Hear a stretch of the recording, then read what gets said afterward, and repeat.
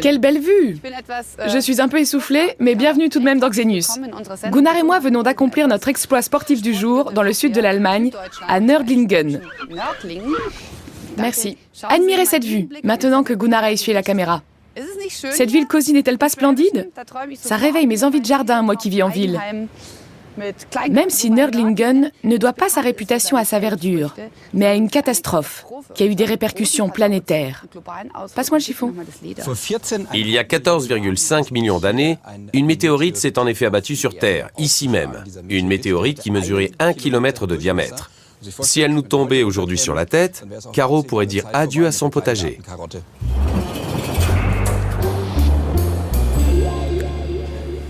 Les conséquences de cet impact se voient toujours aujourd'hui. Un petit coup sur l'objectif. Regardez là-bas au fond. À travers le brouillard et la pluie, on aperçoit des montagnes au loin. Elles marquent le bord du cratère, bien qu'en termes précis, toute la région qui s'étend ici ne s'appelle pas un cratère, mais l'astroblème de Rhys, le cadeau souvenir laissé par la météorite. Et d'une certaine façon, elle nous a aussi laissé l'église au sommet de laquelle nous nous trouvons, l'église Saint-Georges. Ces murs ne sont pas construits dans une pierre qu'on trouve naturellement sur notre planète, mais dans ce que l'on appelle de l'impactite, une roche qui s'est compactée sous la pression du choc. C'est du solide. Absolument. Selon un chercheur américain, la probabilité d'être frappé par une météorite serait plus grande que celle de décrocher le jackpot au loto. Nous allons enquêter aujourd'hui sur cette affirmation. Quel risque représentent les projectiles venus du ciel? Je suis en danger?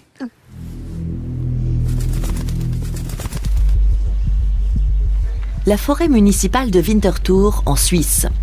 Juste avant que la nuit tombe, le ciel se dégage. Une aubaine pour Markus Grisser et son jeune collègue Daniel Luongo. Les deux astronomes amateurs se rendent dans une maisonnette d'apparence insignifiante au cœur d'une clairière. Insignifiante au premier abord seulement. Loin de la pollution lumineuse de la civilisation, cette maisonnette cache en fait un observatoire. Dès que possible, Markus Grisser, directeur marketing dans une entreprise suisse, vient ici après son travail et braque son télescope sur le ciel. Un instrument ultra sensible, il peut distinguer la flamme d'une bougie allumée à 10 000 km de distance. Ordinateur portable et appareil photonumérique sont également indispensables.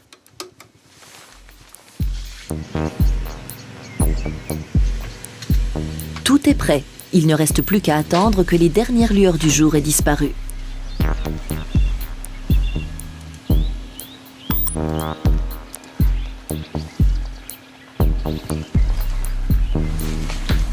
L'observation peut enfin commencer. Les derniers réglages sont au millimètre près. Malgré leurs années de pratique, les deux astronomes amateurs sont toujours aussi émerveillés par la beauté du ciel étoilé. Même si le lendemain matin, le réveil est quelque peu difficile. Dans notre jargon de l'astronomie, nous avons une expression amusante qui est la catastrophe du beau temps. Elle désigne une suite de 3 nuits dégagées d'affilée. Dans ces cas-là, il arrive qu'on poursuive les observations jusqu'au petit matin. Et en ce qui me concerne, j'arrive à tenir 3 nuits sans beaucoup dormir. Mais à la 4e, il faut absolument que je me couche. Cette assiduité s'avère très utile. À travers le monde, des milliers d'astronomes, presque tous amateurs, observent ainsi les astéroïdes pour repérer le plus tôt possible si l'un d'entre eux met le cap sur la Terre. L'appareil photo fixé au télescope mitraille la voûte céleste. Sur l'écran de l'ordinateur, les clichés font apparaître l'astéroïde comme un point clignotant en raison de sa grande vitesse. Il faut cumuler plusieurs observations effectuées à des jours différents et de divers endroits pour pouvoir distinguer sa trajectoire.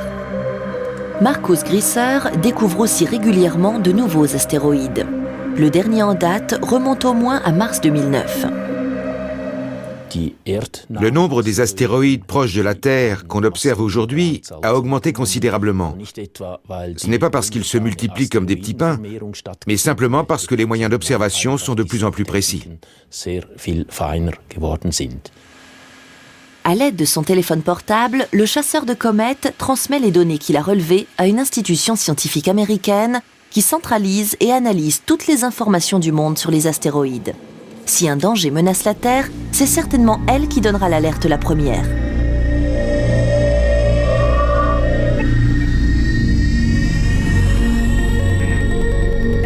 Espérons seulement que ce n'est pas pour bientôt.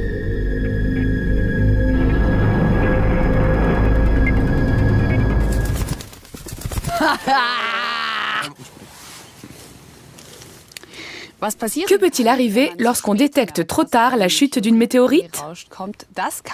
Regardez vous-même. Nous sommes ici dans la carrière d'Aomühle, près de Nördlingen, en compagnie de Johanna Genk-Bosch. Quand a-t-on découvert que ce cratère était le résultat de l'impact d'une météorite? En 1960, très exactement.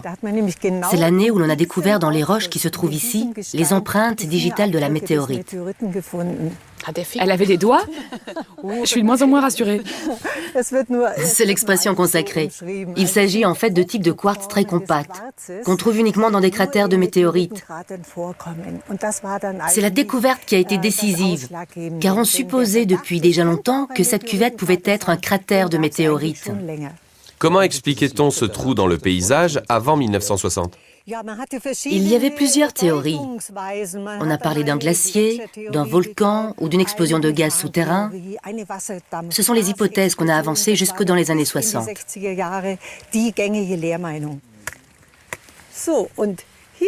Je viens de trouver ici quelque chose de rare, même pour moi.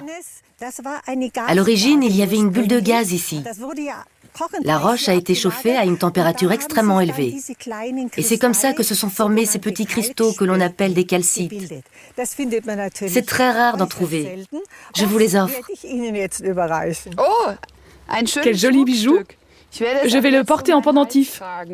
Tu veux regarder? Oui, Mais c'est à moi. merci. Je te le donne pas. Quand on voit la puissance d'un impact, on prie le ciel pour que ça n'arrive jamais. Reste évidemment la question qui nous tracasse. Elle est de savoir si ce genre de phénomène est fréquent. Ces pierres cosmiques tombent-elles souvent sur Terre? Les roches frappées par l'impact nous donnent certains éléments de réponse à la question. Allô?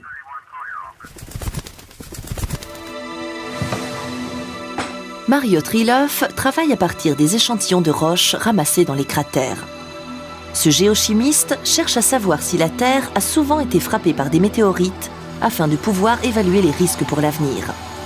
Il lui faut pour cela déterminer l'âge des pierres témoins à l'aide de manipulations complexes. Dans un tube à vide, il transforme en vapeur de minuscules morceaux de roche enveloppés dans de l'aluminium. L'opération provoque le dégagement d'un gaz dans lequel il recherche un élément chimique précis, le potassium. Au fil du temps, les éléments radioactifs du potassium se désintègrent. Plus leur concentration est faible, plus l'échantillon est ancien. Mario Trilov peut ainsi déduire l'âge de la roche et par conséquent la date approximative de la chute de la météorite. Petit à petit, il reconstitue ainsi une sorte de chronologie des impacts sur des millions d'années. Les échantillons révèlent des informations surprenantes. Il y a environ 35 millions d'années, la fréquence des impacts a brusquement augmenté. La cause probable, une gigantesque collision d'astéroïdes dans l'espace qui aurait provoqué la chute d'une pluie de débris sur la Terre.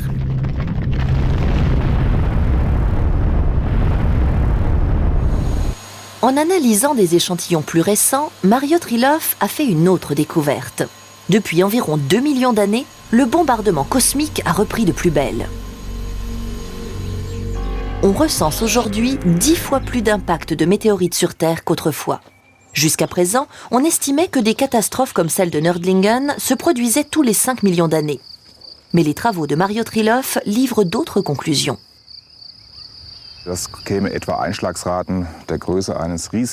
D'après mes calculs, la fréquence d'un impact de l'ampleur de l'astroblème de Ries pourrait être d'environ 1 million d'années. Un résultat qui est assez inquiétant, car il montre qu'au cours des derniers millions d'années, le risque a nettement augmenté. La prochaine chute d'une grosse météorite pourrait donc menacer la Terre beaucoup plus tôt qu'on ne le pensait jusqu'à présent. Voilà pour ce qui est des statistiques. Il est toutefois peut-être un peu prématuré de se ruer au supermarché pour commencer à stocker les boîtes de conserve. Oui, le plus urgent est plutôt de savoir quelle serait la taille de la zone d'impact et le nombre de personnes à évacuer si une telle météorite s'écrasait sur Terre. Madame Genk-Bosch, comment ça s'est passé il y a 14,5 millions d'années? Vous n'avez certainement pas oublié. Les choses étaient beaucoup plus simples car il n'y avait pas encore d'êtres humains ici. Dans le cas contraire, la zone à évacuer aurait été considérable. L'espace concerné ne se limite pas uniquement au cratère, mais elle s'étend aussi à toute la périphérie. L'onde de choc colossale aurait détruit toute forme de vie dans un rayon de 100 km à la ronde. Puisqu'il n'y avait pas d'être humain, on n'a donc aucun témoignage ni aucun document de l'époque. Sur quoi se base votre travail? Comment peut-on savoir ce qui s'est passé? Nous travaillons heureusement avec des scientifiques qui étudient les roches et les minéraux. Eux peuvent déterminer avec une assez grande précision ce qui s'est passé, à quelle date, et la quantité d'énergie qu'a dégagée cette collision. Ce qu'on voit là devant, c'est la bordure du cratère. Est-ce qu'elle a changé en 14 millions d'années? L'érosion l'a beaucoup rapetissée ou elle a gardé la même hauteur qu'à l'époque? On pense qu'elle a ici la même hauteur qu'à l'époque. En fait, c'est côté sud qu'elle est la plus haute. Elle mesure environ 160 à 180 mètres. Et elle est aujourd'hui couverte de forêt, ce qui n'était certainement pas le cas à l'époque. Et cette sorte de plateforme sur laquelle nous nous trouvons, comment s'est-elle formée? Il s'agit en fait d'un immense bloc de calcaire du Jurassique supérieur, qui mesure environ 2 km de longueur et qui a glissé de la bordure du cratère. À vol d'oiseau, elle se trouve également à environ 2 km d'ici. Quand le cratère s'est formé, il a donné lieu à une série de mouvements de terrain qui ont déplacé des pans de roches situés sur les bords de la cuvette. Et ce bloc-ci est en l'occurrence le plus important de tous. Si je résume, pour savoir ce qui s'est passé lors de la chute d'une météorite, il faut examiner le sol du cratère à la loupe. Évidemment, pour les chutes de météorites à venir, l'opération est beaucoup plus difficile. En ce qui nous concerne, Gunnar et moi, il ne nous reste plus qu'à faire appel à notre imagination débordante. Les scientifiques, eux, ont des moyens plus fiables. Ils font de véritables expériences pour simuler les impacts de météorites. Effringenkirchen, une petite commune au cœur de la forêt noire. Son ancienne carrière abrite une antenne de l'Institut de recherche physique Fraunhofer Ernstmach. Des scientifiques et des techniciens y préparent une expérience unique avec un accélérateur à gaz léger, une sorte de canon de 40 mètres de long. L'objectif est de simuler l'impact d'une météorite. Un bloc de grès sert de cible. Frank Schaeffer et son équipe cherchent à évaluer les effets de la chute d'une météorite sur Terre. Le bloc de grès est enfermé dans une chambre de tir. Le projectile va le percuter à la vitesse d'environ 35 000 km/h.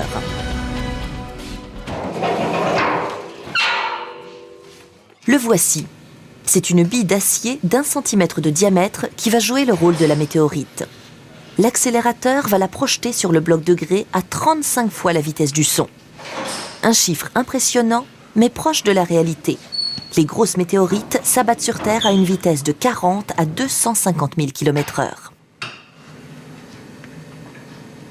Ce n'est pas seulement l'impact sur le bloc qui nous intéresse, mais aussi l'accélérateur en lui-même. Pour obtenir des vitesses aussi importantes, il faut créer une pression extrêmement élevée. Et la maîtrise d'un tel niveau de pression est un défi technologique que peu de centres de recherche dans le monde peuvent réaliser. Dès les préparatifs, les techniciens constatent la puissance que peut avoir la vitesse atteinte dans l'accélérateur. À lui seul, le support de plastique de la bille a laissé dans cette plaque d'acier des marques de plusieurs centimètres de profondeur. L'expérience peut commencer. De l'hydrogène comprimé à une très forte pression se trouve au cœur du canon. C'est lui qui va accélérer la bille d'acier à la vitesse requise. Par mesure de sécurité, tout le monde doit quitter la pièce. L'allumage s'effectue dans la salle de contrôle.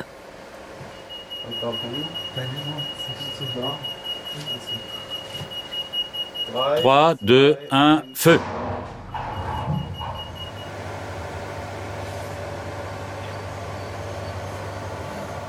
Les premiers clichés de l'impact sont transmis par une caméra à grande vitesse. Elle filme 75 000 images par seconde. Au bout d'1 heure, quand la fumée et les poussières toxiques se sont un peu dissipées, les chercheurs peuvent pénétrer de nouveau dans la chambre de tir. Premier aperçu du cratère.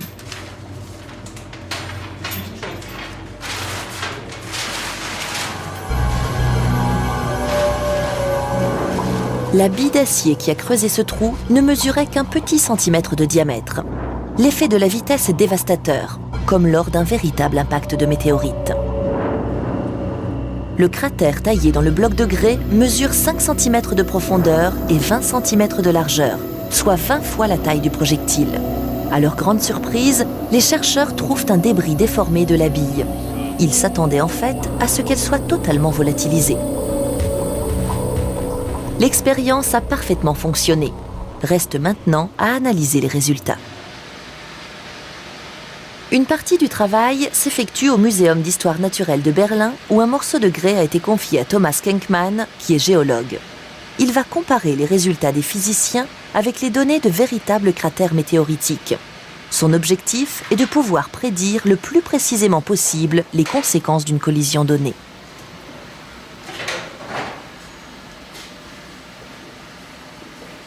Les sous-sols du musée abritent quelques 3000 échantillons de roches provenant de cratères de météorites. Le géologue en a rassemblé lui-même une bonne partie. C'est un peu le monsieur cratère du musée. Quand un nouveau cratère est découvert, il en est généralement informé, d'où l'enrichissement permanent de ses archives.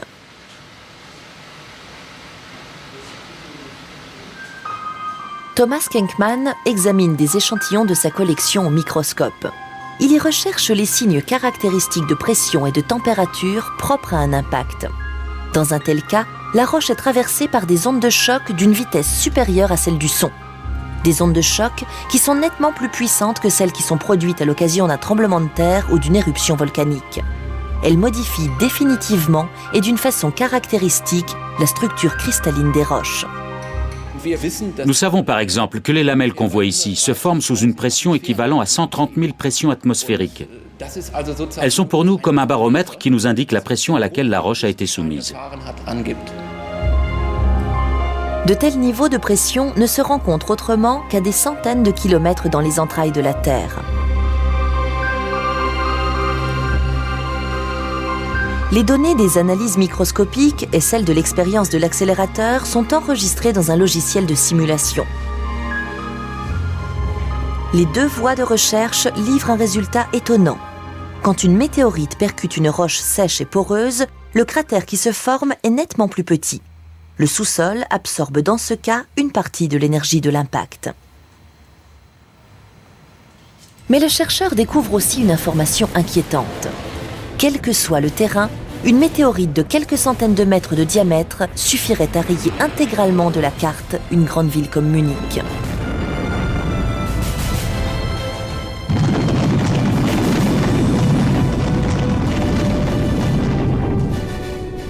Les simulations montrent également que les répercussions sont encore plus dramatiques que la collision elle-même.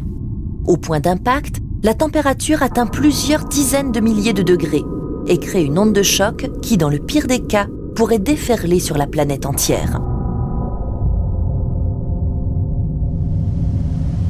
Si une météorite s'écrasait dans un océan, elle soulèverait alors des tsunamis dévastateurs. Une météorite de 200 mètres de diamètre propulserait sur les côtes des vagues de 200 mètres de haut. Selon une évaluation, ce type de phénomène se produit tous les quelques milliers d'années. Dans la pire des éventualités, un hiver de plusieurs années s'ensuivrait en raison de l'épais nuage de poussière qui masquerait le soleil. La température pourrait alors chuter de 25 degrés, une condamnation à mort pour la plupart des animaux et des plantes. En présence d'un astéroïde de plus de 5 à 6 km de diamètre, il faut effectivement envisager une catastrophe à l'échelle planétaire.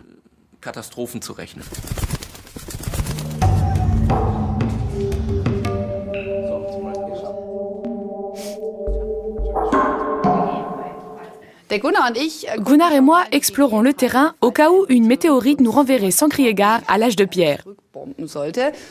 Jolie grotte, hein ? Elle me plaît bien. Belle trouvaille. Je me demande juste où sont le coin cuisine et le jacuzzi. Je crois que je pourrais installer mon dressing là derrière. Dans les films américains, il y a toujours un super-héros pour empêcher in extremis les catastrophes. La météorite fonce à toute allure vers la Terre, le héros décolle, envoie une bombe atomique, un missile ou se lance lui-même sur la météorite si besoin est, et la météorite change de trajectoire. Parfaitement. Et s'il s'en sort vivant, il gagne un baiser de Liv Tyler. Ah, Liv Tyler. Oui, mais dans la réalité, ce n'est pas si facile. Avant de modifier la trajectoire d'une météorite, il faut d'abord savoir dans quelle direction elle se dirige. Ça paraît logique, mais ce n'est pas si évident. Berlin. Au centre aérospatial allemand, Alan Harris fait des recherches pour mettre au point des méthodes capables de freiner des astéroïdes en route vers la Terre. Le problème majeur est que leur trajectoire est liée à de multiples facteurs, comme leur composition par exemple.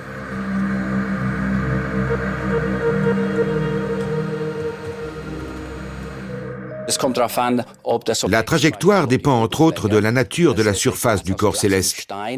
Elle diffère selon qu'elle se compose d'une roche extrêmement lisse ou d'une couche poudreuse. Il faut aussi tenir compte de la réflectivité de l'astéroïde, c'est-à-dire sa luminosité propre, la lumière qu'elle est capable de réfléchir. Tout cela entre en jeu. La lumière du Soleil, par exemple, chauffe davantage une face de l'astéroïde. Elle influe ainsi sur sa trajectoire en fonction de sa composition et de sa vitesse de rotation. À supposer toutefois qu'on parvienne à la calculer au mètre près, que peut-on faire ensuite ? 12 janvier 2005. Sur une base de la NASA, la sonde Deep Impact décolle en direction de la comète Tempel 1. 6 mois plus tard, une partie de la sonde se détache pour aller percuter la comète. C'est la première fois que l'on réussit à frapper un objet céleste dans l'espace avec un projectile appelé impacteur. Même si la mission ne visait pas à tester un moyen de protection contre les astéroïdes, l'impacteur peut aussi remplir cette fonction. C'est ce que montre un scénario envisagé par l'Agence spatiale européenne. 10 ans avant une collision annoncée, une fusée décolle en embarquant à son bord un impacteur de plusieurs centaines de kilos. Sous le choc du projectile, la vitesse de l'astéroïde va ralentir de quelques centièmes de millimètre par seconde. Mais cela pourrait suffire pour dévier sa trajectoire et la faire passer à bonne distance de la Terre. J'espère que nous aurons l'occasion d'expérimenter ce type de projet. Techniquement, c'est tout à fait réalisable. Il existe de petits astéroïdes qui ne présentent aucun danger et que l'on pourrait éloigner encore davantage de la Terre par ce type de moyens. Physicien et astronaute américain, Edward Lu propose, lui, d'envoyer une navette à proximité de l'astéroïde pour le pousser à suivre une autre trajectoire sous l'effet de la force de gravitation. Mais cette méthode suppose aussi de détecter le danger au moins 10 ans à l'avance et dans l'idéal d'être expérimenté au préalable. La situation serait critique si on n'avait que quelques années pour réagir. Ça ne laisserait évidemment pas le temps d'effectuer une mission d'exploration. Et par conséquent, la seule solution serait d'employer des moyens qui n'auraient pas encore été expérimentés. On pourrait, par exemple, envisager un bombardement nucléaire. Mais ce serait vraiment en désespoir de cause. S'il fallait recourir à une telle mesure, ce ne serait qu'après avoir essayé toutes les autres possibilités. La méthode radicale de l'ogive nucléaire pourrait en effet se retourner contre nous. La charge atomique elle-même pourrait retomber sur la Terre ou des débris de l'astéroïde pourraient s'écraser malgré tout sur notre planète.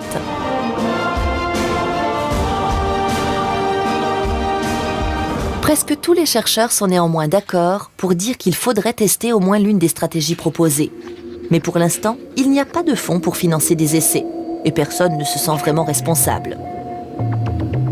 Pourtant, la mise en garde du célèbre astronome américain Clark Chapman n'est pas une invention farfelue.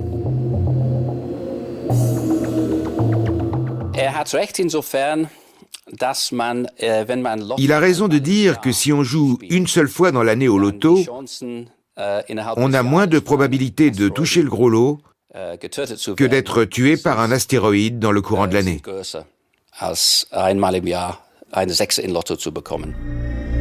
Chaque nouveau calcul de trajectoire et chaque mission spatiale réussie augmente les chances de pouvoir détourner un astéroïde menaçant la Terre. Les impacts de grande ampleur ont beau être rares statistiquement, il est sûr à 100% qu'il y en aura d'autres un jour. Et ils pourraient signer la fin définitive de la vie sur Terre. Notre théorie à nous est que le problème de la chute des météorites est un peu comme celui du réchauffement climatique. Démonstration. Il faut enrayer le réchauffement de la planète. Qui commence? Il faut faire des essais sur la façon de dévier les astéroïdes. Qui paie?